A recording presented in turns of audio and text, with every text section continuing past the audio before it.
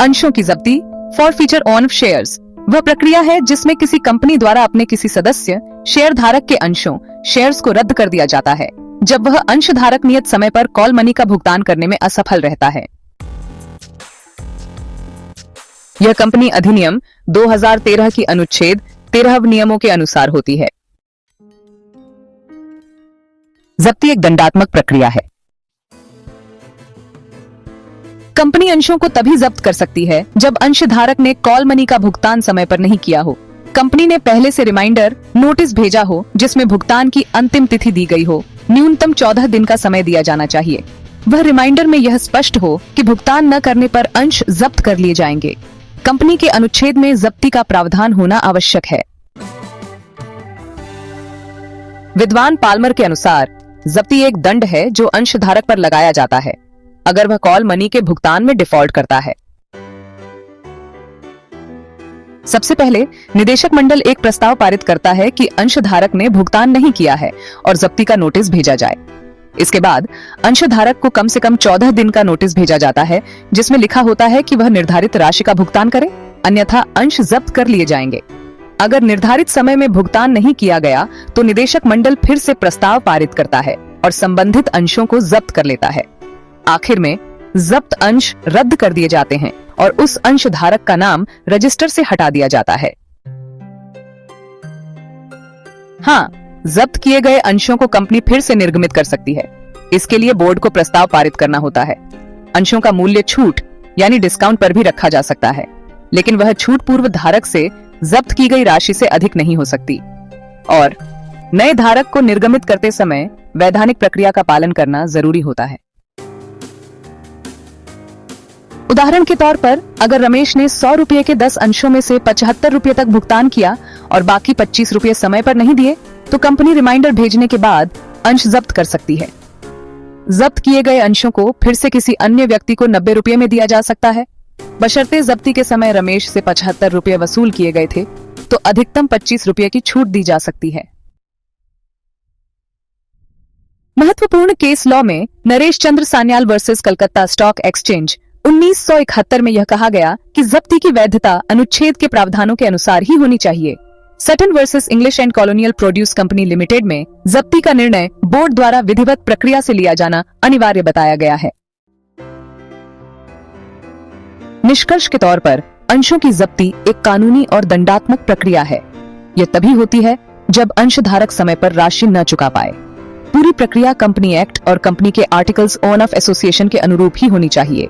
जब्त अंशों को वैध तरीके से फिर से निर्गमित किया जा सकता है। अंशों की जब्ती या फॉरफीचर ऑफ शेयर्स एक महत्वपूर्ण प्रक्रिया है। एग्जाम नोट्स के अनुसार इसकी परिभाषा ये है कि जब कोई अंशधारक मतलब शेयर होल्डर कंपनी द्वारा मांगी गई कॉल मनी समय पर जमा नहीं करता तो कंपनी उसके अंश जब्त या फॉरफीट कर सकती है।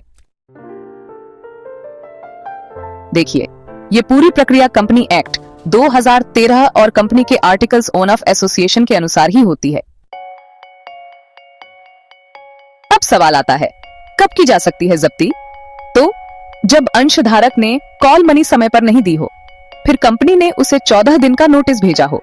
नोटिस में यह लिखा गया हो कि अगर भुगतान नहीं किया गया तो अंश जब्त कर लिए जाएंगे और कंपनी के आर्टिकल्स ऑफ एसोसिएशन में जब्ती का प्रावधान भी हो। तो प्रक्रिया यह है कि सबसे पहले बोर्ड का प्रस्ताव पास किया जाता है कि नोटिस भेजा जाए, फिर 14 दिन का नोटिस अंशधारक को भेजा जाता है। अगर इस अवधि में भुगतान नहीं होता है तो फाइनल बोर्ड प्रस्ताव पास कर अंश जब्त कर लिए जाते हैं। उसके बाद अंशधारक का नाम रजिस्टर से हटा दिया जाता है। जब्त अंशों का पुनः निर्गमन संभव है, यानी जब्त अंशों को दोबारा निर्गमित किया जा सकता है। इसके लिए बोर्ड प्रस्ताव द्वारा निर्गम किया जाता है। मूल्य छूट या डिस्काउंट पर भी हो सकता है, मगर छूट की राशि पहले धारक से वसूली गई राशि से अधिक नहीं हो सकती। उदाहरण के लिए, अगर 100 रुपये के अंश पर 75 रुपये वसूले गए थे तो उसे 25 रुपये की छूट देकर 75 रुपये में पुनः बेचा जा सकता है। तो अब बात करते हैं कुछ महत्वपूर्ण केस की। Naresh Chandra Sanyal versus Calcutta stock exchange 1971 में इस केस में यह स्पष्ट किया गया कि जब्ती की प्रक्रिया आर्टिकल्स के अनुसार ही होनी चाहिए। फिर है Sutton versus English and colonial produce company limited, जिसमें बोर्ड का उचित प्रस्ताव अनिवार्य बताया गया।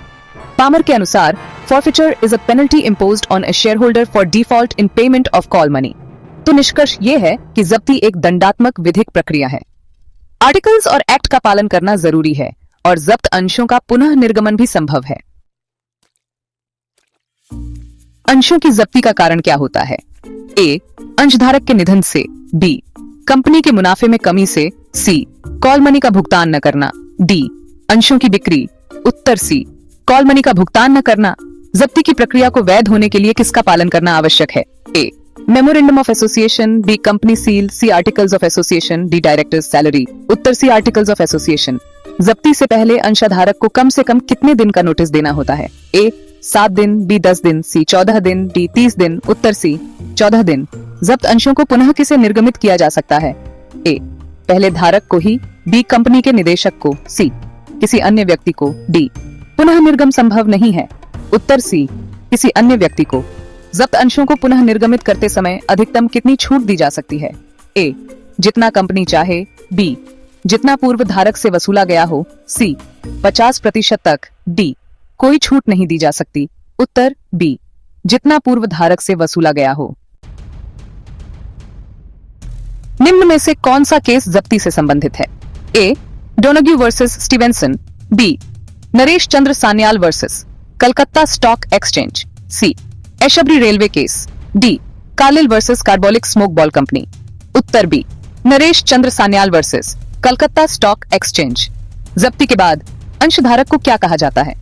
ए, प्राथमिक धारक। B, share holder. सी, पूर्व अंशधारक पास्ट मेंबर। डी, निदेशक। उत्तर सी, पूर्व अंशधारक पास्ट मेंबर।